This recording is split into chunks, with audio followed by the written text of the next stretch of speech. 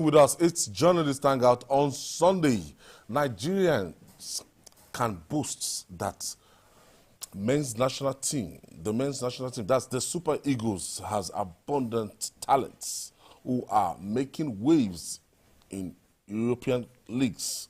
But the results are saying the opposite for the national team.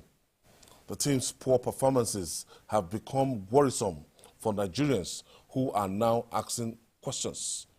Why should a country so blessed with talents be having poor results in international matches? I have a guest there, and thank you for joining us. Ayo, good afternoon, and of course, Jide, good afternoon. You see, it's kind of weird and funny that we keep going back and forth about this whole Super Eagles, why have we not been doing well, and yet no lasting solution to it. See, for what the Super Eagles stand for, it's as a result of what? The NFF, the ministry, and the federal government getting involved in football in Nigeria. See, it's not far-fetched. Before we came on there, Jide talked about the Spanish team and their coaches that will be going to the to the Euros. They didn't just get there. It has to do with process and processes. First, let's even look at our league. They say your national team should be a reflection of your league, or your league should be a reflection of your national team. But in the Super Eagles of Nigeria, the reverse is the case. That's one. Number two, the last NFF president we had that gave us a solid national team was Chris Emerua. We've had Aminu Megari, we've had Amaju Pinnick, we've had different NFF presidents that have come and do their thing and leave. What has been the solution? Nothing. In 1994, we all remember the squad Clemens Westerhoff put together. Going to the Olympics, you could say this player would start this game and the next minute the coach tells you otherwise. That's because there's a squad depth. We've got pool of talent. And that's also because we've got a league that was running functionally and administrators who understand football at its best.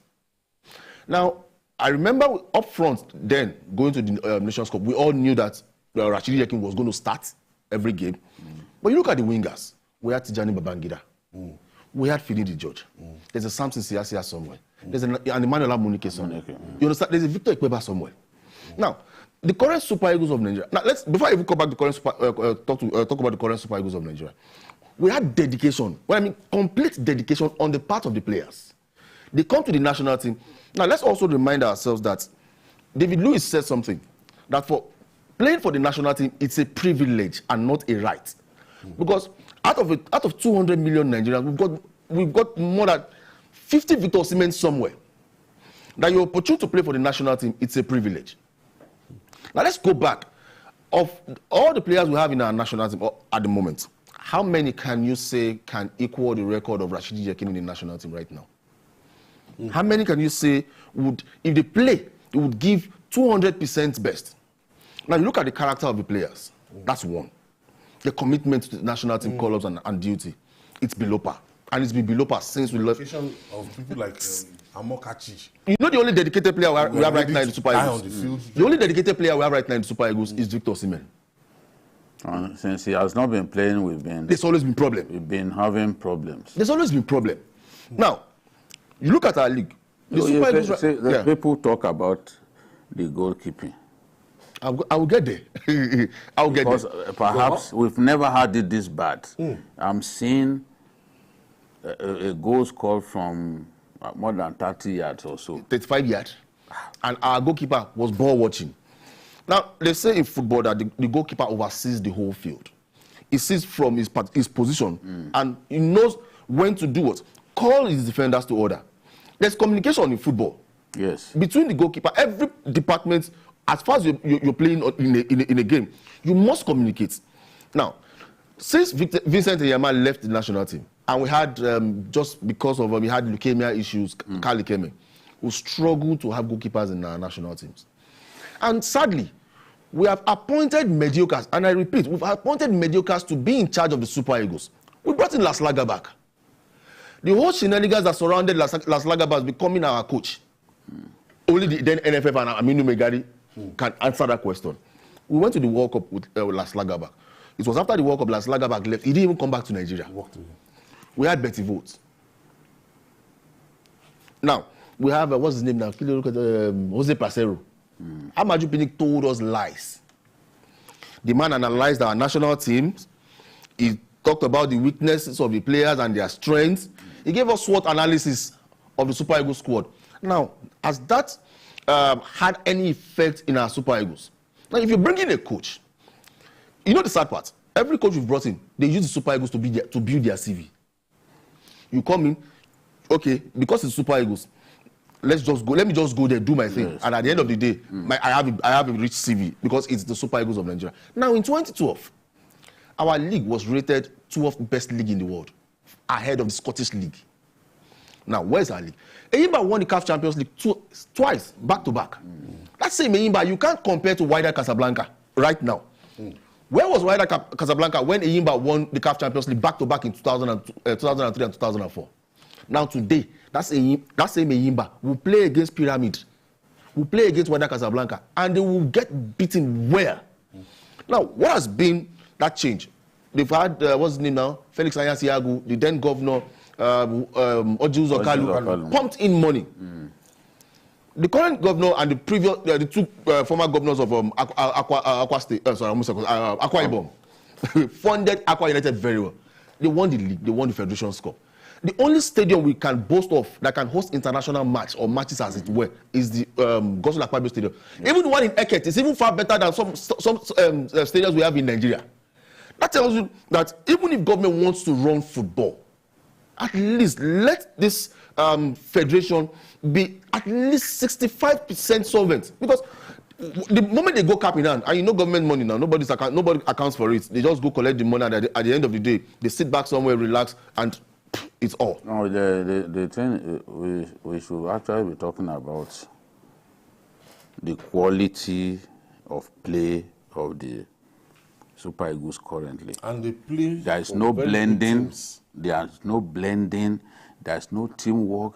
They do not complement one another in any way. And somebody was mocking us that, oh, as good as your team is, it has taken a defender to come and score for you.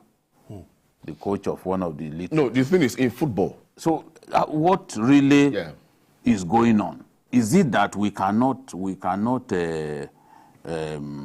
coach the team properly in a manner that they will play with some level of cohesion? There's no cohesion. This Super Eagles that play kick and follow. If you talk about cohesion, that's the job of the technical crew. Can this coach do the job? No. And the answer is a pure no. A man that was told by Venezuela not to come close to their country again.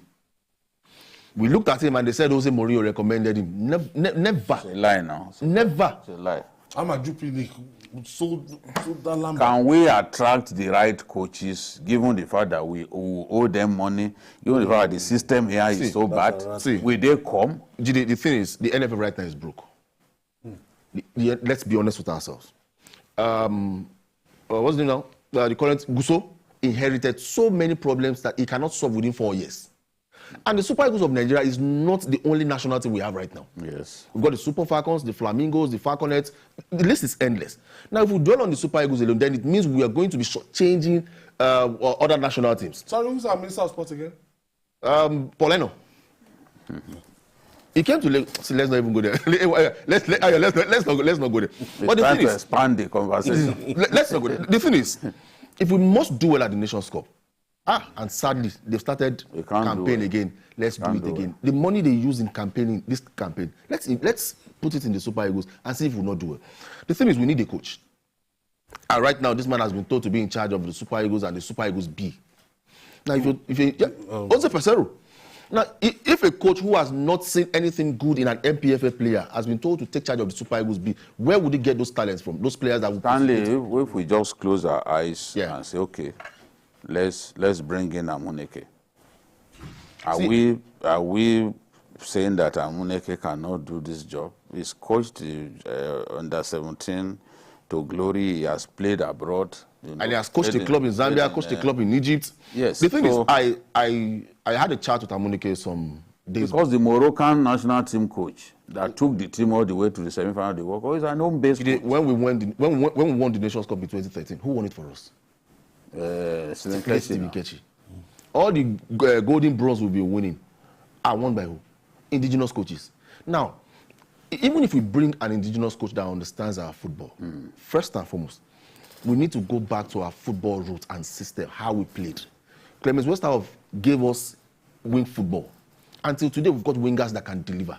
But the point is, if you have a coach the players don't respect, and I repeat, the players don't respect Jose Peseiro.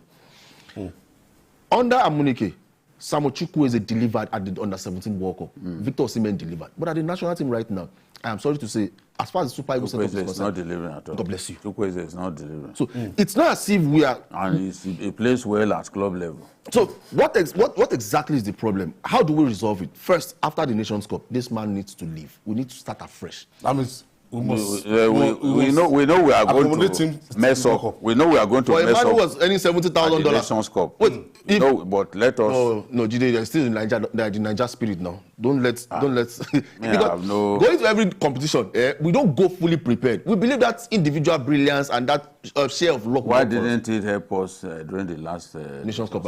Somebody said because that Tunisian team that beat us was a rubbish team.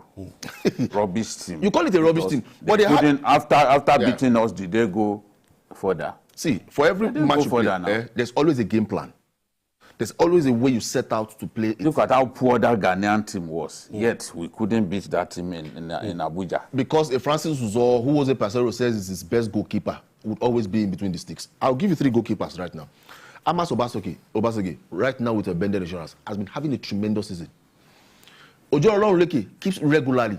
Home base goalkeeper. You understand? Now, there is someone, a Sporting Lagos goalkeeper, Christian, delivering very well. Are they all better than Uzo? At the moment, yes. Records and stats don't lie. Yes. Bankole has kept for Remo Stars on the continent and is doing well right now with Remo Stars in the NPFL. How come our coach, and you know the sad part, even if you want to blame Jose Peseiro 100%, there's a technical committee in the Nigerian Football Federation. What are they doing? What's the name now? Augustine Eguavoen. Yeah. How often do they review the national team's performance and the coach after every game? See. We have a look. You saw the reaction on Moses Simon's face. You saw the reaction. Ordinarily, that goes through that beating. I'm not saying. There was another one before this. I was even. I am not saying goalkeepers don't concede cheeky goals, but when it becomes more often. No, this one now. Look at this. No. Look at this. Not this now. Look at this. Our national team, and you see.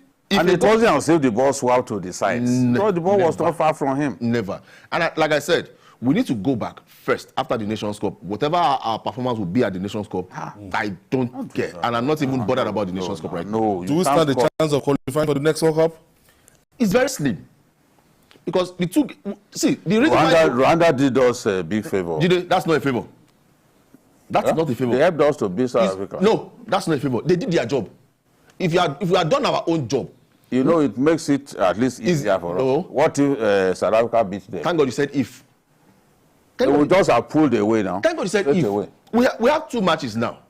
If South Africa had defeated Rwanda, they would have been on 6 points. Now, if we are defeated... we are still on 2. See, the reason why we keep saying there are no minnows in football is because we have refused to grow. There are still minnows in football. Netherlands are growing too. Netherlands are rebuilding, but they defeated Gibraltar by 6-0.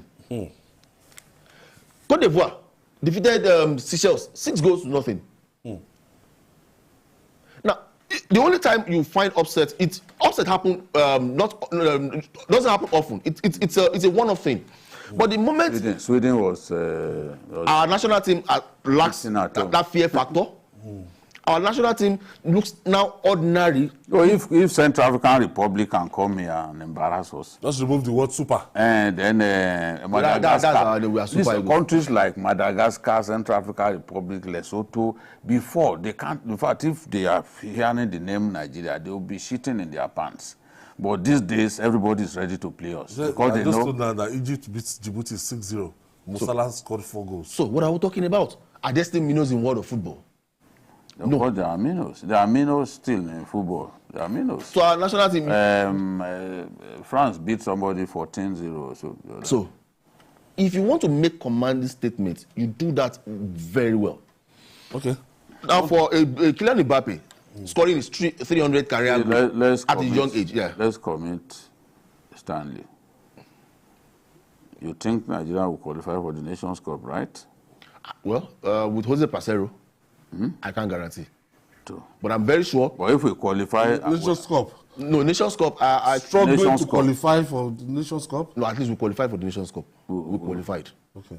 We qualified. No, I mean, are we going to do well in the Nations Cup? That's what I wanted to say. Well, Because look at these African teams, I'm worried for us. Stanley Polikau, I can't put my money on the Super Eagles.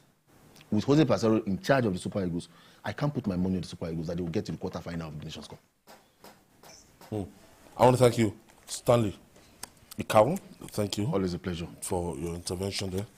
And the Mr. People are calling us that, are you not going to talk about how Eagles are performing poorly? It really bothers Nothing to talk Nigerians, about. honestly. It's disappointing. It's disappointing. Our Super Eagles are no longer We super. lost that spirit.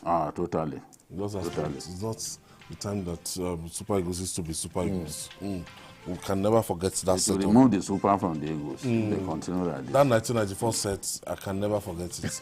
94, 96. There are different Eagles now. There's the Carthage Eagles of Tunisia now. So our own is Super Eagles. We were super. The last time we were super was in 1998. At least we had a bit of what we left with 1994 with an Atlanta 96. But for now, it's not the same.